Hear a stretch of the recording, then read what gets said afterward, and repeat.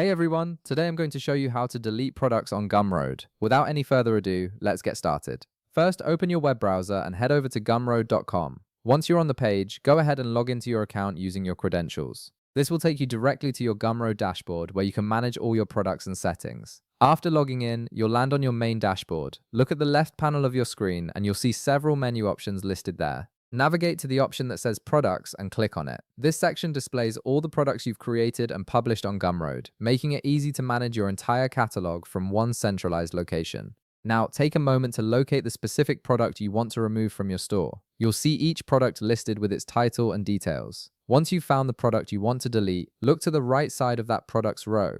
You'll notice a three dotted lines icon, which is your menu button for additional options. Go ahead and click on that icon to reveal a drop-down menu with various actions you can take for this particular product. From the drop-down menu that appears, you'll see several options related to managing your product. Look for the option labeled Delete Permanently and click on it. This action tells Gumroad that you want to completely remove this product from your store. It's important to note that this deletion is permanent, meaning the product will be entirely removed from your account and won't be recoverable after you confirm. After clicking Delete Permanently, Gumroad will display a confirmation prompt to make sure you really want to proceed with this action. This is a safety measure to prevent accidental deletions of your products. When you see the confirmation message appear, click the Confirm button to finalize the deletion process. And that's it. Your product has now been permanently removed from your Gumroad store.